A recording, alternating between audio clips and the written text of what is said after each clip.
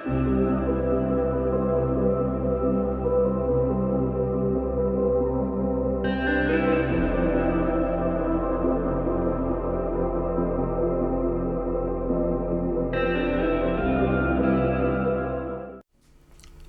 amados hermanos, Dios les bendiga. Bienvenidos una vez más a este tiempo de la palabra del Señor. Tiempo que apartamos cada domingo para escuchar la palabra del Señor.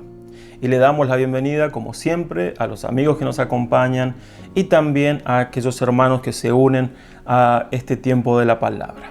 En el día de hoy les traigo una prédica que la he titulado Que venga tu reino. Como aquella frase que está en esa oración modelo del Señor Jesús, que destaca allí en esa oración, y que cada vez que nos referimos al reino de Dios hablamos de algo tan grande, tan profundo, con tanta implicancia. Entonces, que venga tu reino. ¿Y por qué lo pienso así? Vivimos tiempos especiales. Tiempos en los cuales este mundo ha ido cambiando e irá cambiando cada vez más, tornándose en un clima cada vez más perverso y de maldad. Lo hemos definido a este tiempo como una noche oscura. Considero que esta pandemia ha contribuido, ha colaborado para ir estableciendo un escenario mundial propicio para que veamos el cumplimiento de lo que la Biblia misma titula como los últimos tiempos. Y en torno a eso también pienso, y mucho se habla acerca de que la iglesia del Señor, la iglesia de los hijos de Dios, los redimidos, irá siendo cada vez más limitada por este mundo, por los sistemas de este mundo, limitada, perseguida, anulada, o la van a tratar de anular. ¿Por qué? Porque la luz de la iglesia, de los hijos, es muy molesta para esta noche oscura en el cual el mundo está sumido. Por eso es aquí donde me hago algunas preguntas. ¿Cómo debemos actuar como iglesia? ¿Qué debemos hacer? ¿Debemos entrar en una batalla violenta de argumentos, de manifestaciones sociales? ¿Cómo debemos actuar como iglesia? Al leer la palabra me encuentro que la manifestación del reino, y la iglesia es quien manifiesta el reino, siempre ha sido una manifestación de influencia. Siempre la vemos a la manifestación del reino como una influencia en donde es colocado. Y es por eso que quiero reflexionar en este tiempo acerca de dos parábolas de las cuales se denominan parábolas del reino. Dos parábolas que nos dan nos hablan de un poco de la dinámica del reino de Dios y cómo opera, cómo acciona. Y les invito a que me acompañen en cuanto a esto, en la lectura de Mateo capítulo 13, versículos 31 al 33. Dice así: La siguiente es otra ilustración que usó Jesús. El reino del cielo es como una semilla de mostaza sembrada en un campo.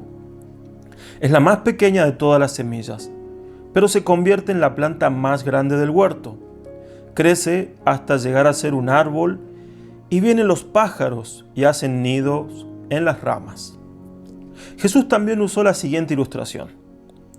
El reino del cielo es como la levadura que utilizó una mujer para hacer pan. Aunque puso solo una pequeña porción de levadura en 3 medidas de harina, la levadura impregnó toda la masa. Ambas parábolas nos muestran un común denominador, y es que el reino de Dios va desde menor a mayor. Y también ambas nos hablan de los efectos externos e internos en donde el reino de Dios se establece. Y les invito a que las meditemos a cada una y vayamos extrayendo los principios de la dinámica del reino y que nosotros los tenemos que tener. En la parábola de la semilla de mostaza, la semilla de mostaza realmente es una de las semillas más pequeñas que existen, pero llega a alcanzar, al crecer, unos 3 o 4 metros, transformándose en un árbol, aunque técnicamente no es un árbol. Sin embargo, la idea aquí es que hay un desarrollo de algo muy pequeño que va creciendo hasta un punto muy grande que, comparado desde donde inició a donde termina, sería casi imposible de imaginarlo. Por eso que la idea esta es que el reino de Dios es así. El reino comienza pequeño, pero tiene un potencial de crecimiento muy grande.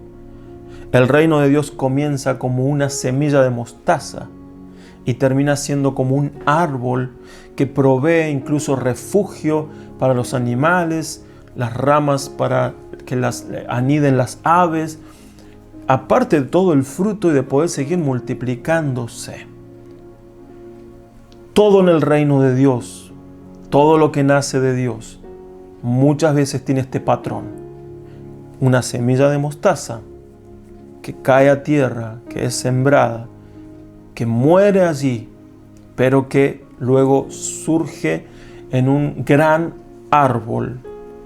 Y el reino de Dios comienza con una semilla de mostaza llamada Jesús, pequeña e insignificante. Isaías, en el capítulo 53, versículo 2, dice lo siguiente: Mi siervo creció en la presencia del Señor como un tierno brote verde, como raíz en tierra seca. No había nada hermoso ni majestuoso en su aspecto, nada que nos atrajera hacia él. Aquí el profeta Isaías define cómo sería aún el aspecto del Mesías.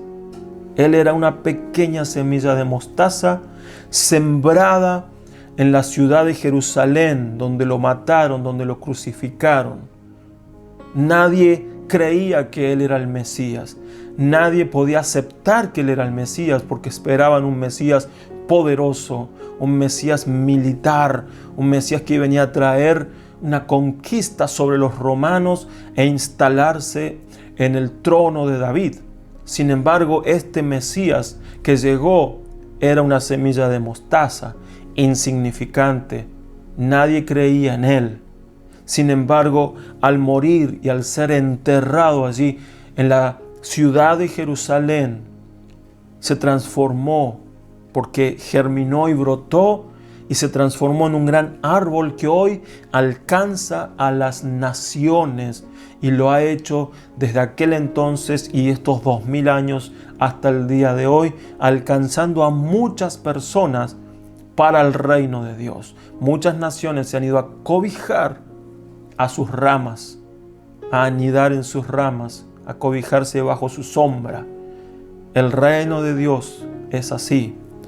Muchos en la palabra del Señor se han manifestado como semillas de mostaza, porque todo lo que nace de Dios es como una semilla de mostaza, pero tiene el crecimiento y el potencial de crecimiento de algo que puede llegar a mucho más de lo que se espera o de lo que se cree. La palabra de Dios está plagada de semillas de mostaza. Abraham y su esposa, que por la fe fueron padres y dieron origen a una nación que se transformó en ese árbol de semilla de mostaza.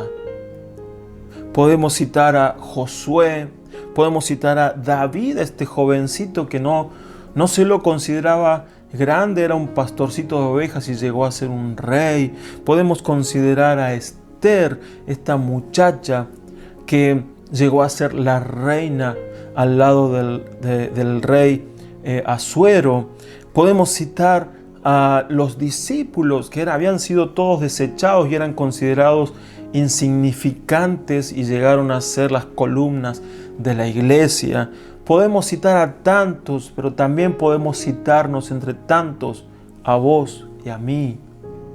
Porque todo lo que nace del Señor puede ser insignificante, pero Dios lo ha escogido para de eso insignificante hacer algo grande. Por eso el apóstol Pablo dice en 1 Corintios 1, 26 al 29, consideren, hermanos, su llamamiento.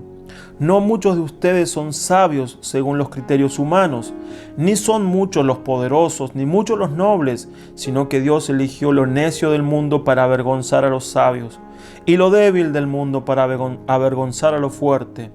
También Dios escogió lo vil del mundo y lo menospreciado y lo que no es para deshacer lo que es, a fin de que nadie pueda jactarse en su presencia. El Dios de lo imposible es especialista en hacer con poco, mucho, de hacer grandes y poderosas cosas con aquellos que no se sienten capaces. ¿Te has sentido alguna vez incapaz? ¿Te has sentido insignificante? Bueno, justamente es lo que Dios está buscando. Simplemente que tengamos disposición y lo demás Él lo hará. Amados hermanos, lo que hace Dios generalmente no es ni grande ni poderoso en sus inicios, pero con el tiempo va creciendo, se va desarrollando y llega a hacerlo. Por lo tanto, solamente tenemos que esperar que Dios así lo haga. El misionero William Carey, considerado el padre de las misiones modernas, dijo esta frase: esperen grandes cosas de Dios, emprendan grandes cosas para Dios.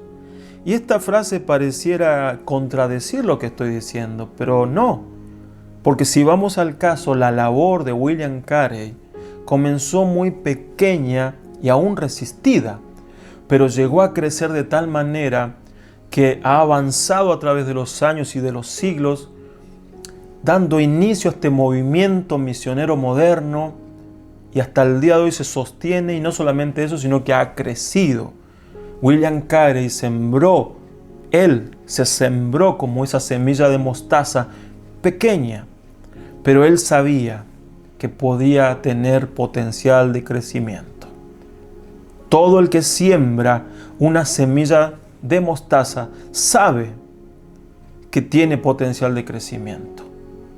Y es por eso que te animo, mi hermano, a que no te quedes con que algo que puedas hacer para Dios es insignificante, que no le importa a nadie, porque todo lo que hagamos para Dios, si ha nacido en Él, si es semilla que Él nos ha dado, tiene un potencial de crecimiento, y un potencial de crecimiento enorme, porque el reino de Dios funciona así. Por eso te animo a que todo aquello que consideres quizás hasta el día de hoy insignificante, le des curso y puedas ver cómo va a germinar y crecer, glorificando al Señor y manifestando el reino a este mundo. La siguiente parábola es la de la levadura.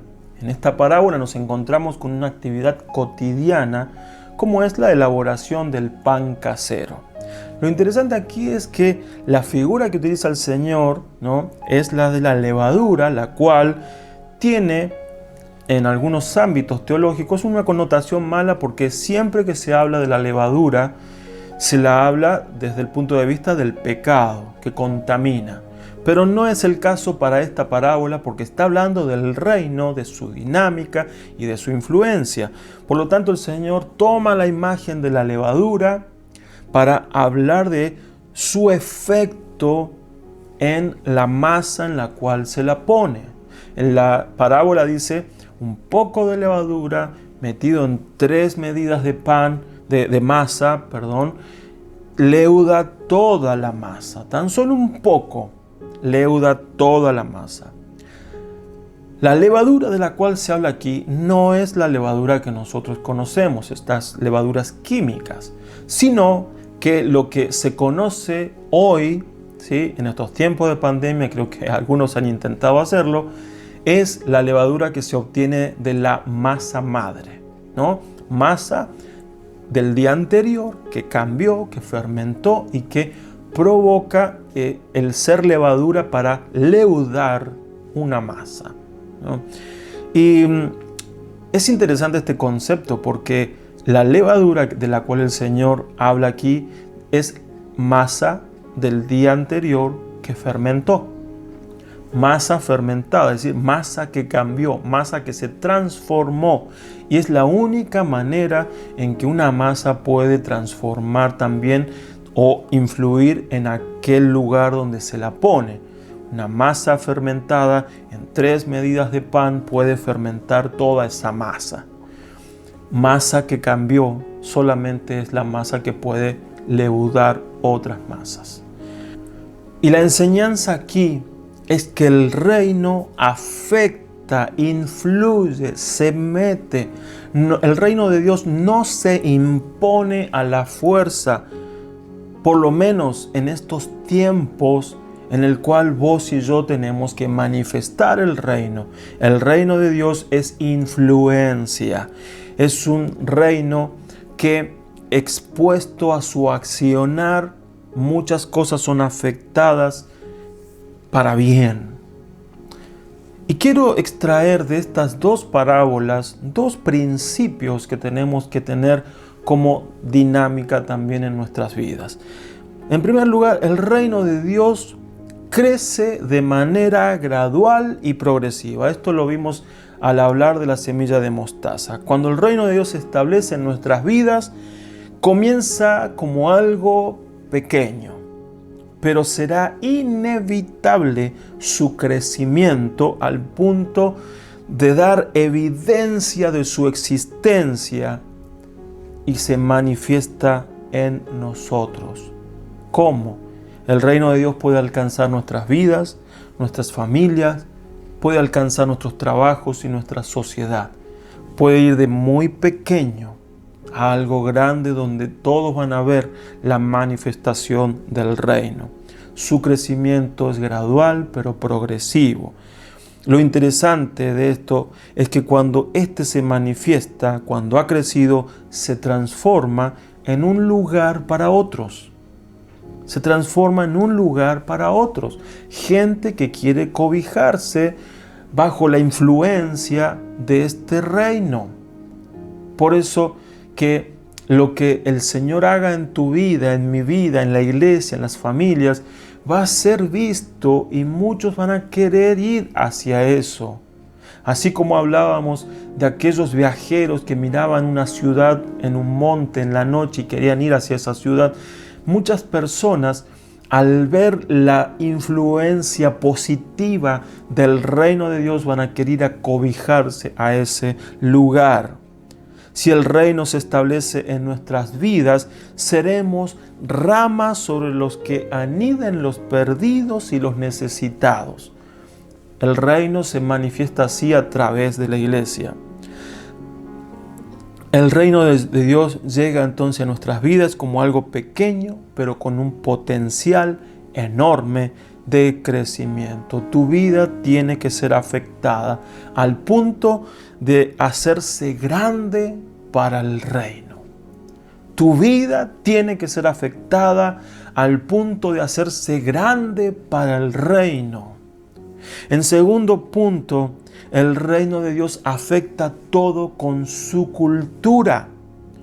La levadura utilizada, que veíamos recién, que es la masa madre, es masa que cambió, que se fermentó, y solamente por haberse fermentado, por haber sido transformada su esencia, puede ser puesta en 3 medidas de harina y cambiar, leudar la masa en la que fue puesta.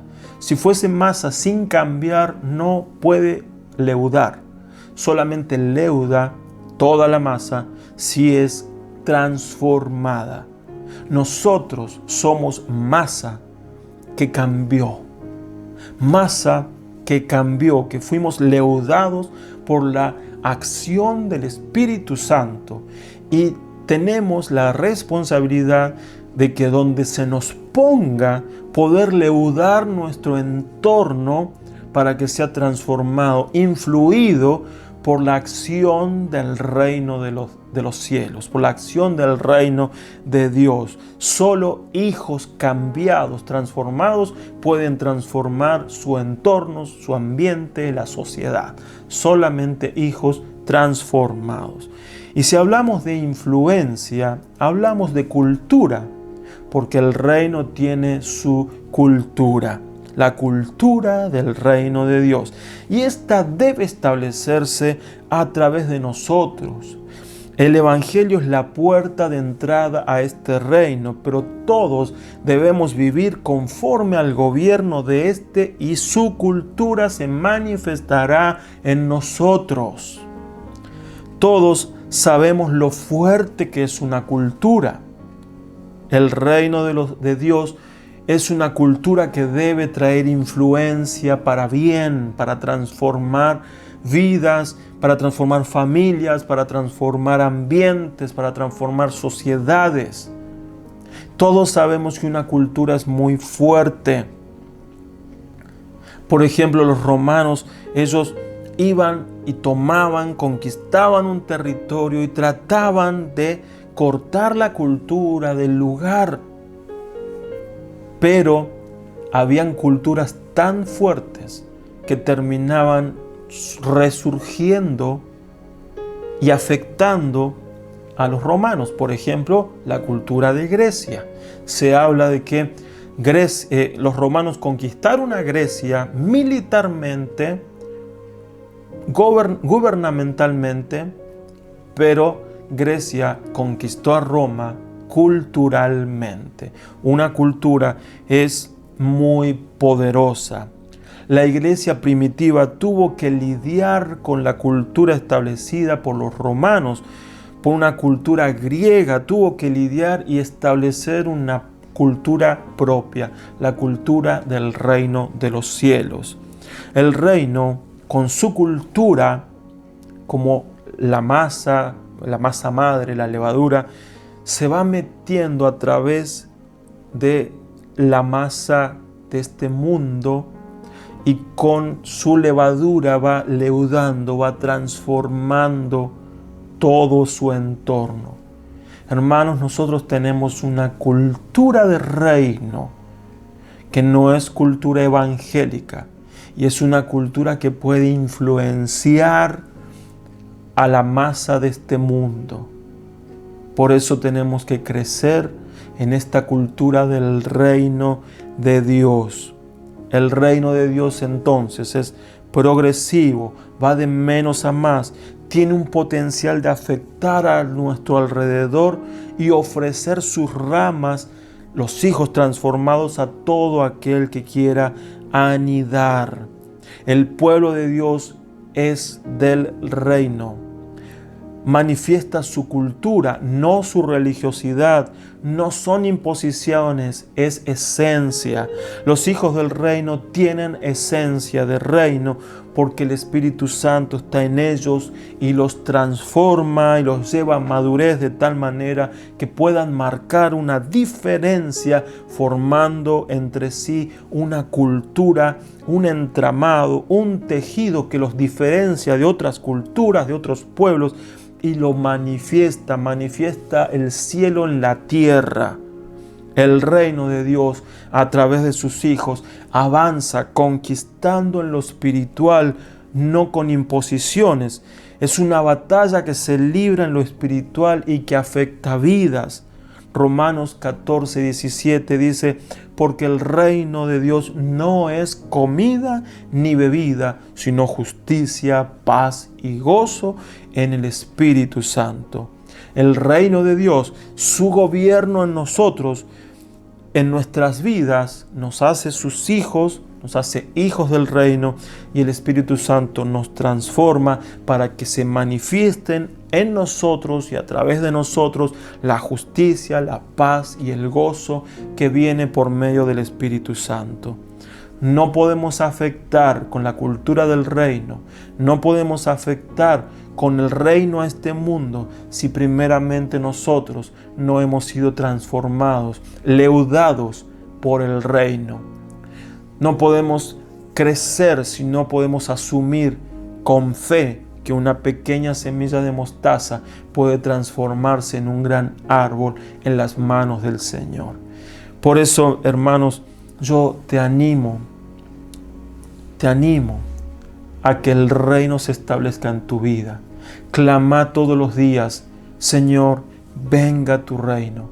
No solamente a este mundo, venga tu reino a mi vida, tu gobierno, la manifestación de tu reino a mi vida. La justicia, la paz y el gozo, el poder de tu Espíritu, que venga a mi vida para poder afectar a este mundo con el reino de Dios. La iglesia está llamada a manifestar el reino, llamada a ser la levadura en la masa de este mundo, llamada a ser desde lo pequeño como una semilla de mostaza a ser un gran árbol en el cual aniden los pájaros y bajo su sombra se cobijen los animales. Muchas naciones, muchas personas, muchos vayan hasta ahí. Dios nos está llamando en este tiempo a ser una iglesia que manifieste el reino de Dios. Que Dios te bendiga, hermano. Vamos a tener un tiempo para orar ahora. Oremos. Señor amado, en el nombre de Jesús, te bendigo, Señor. Gracias por tu palabra, gracias porque una vez más nos exhortás a ser la iglesia que vos querés que seamos para este mundo, para este tiempo. Una iglesia que es de influencia para este mundo, para que sea transformada vidas, familias, sociedades, países, naciones. Tu iglesia es llamada a afectar, a influenciar, que el reino venga, Señor. Gracias te damos y te bendecimos. Te adoramos en el nombre de Jesús. Amén. Muy bien, hermanos, que Dios les bendiga y nos estamos viendo la próxima semana en un nuevo tiempo con la palabra del Señor. Nos vemos.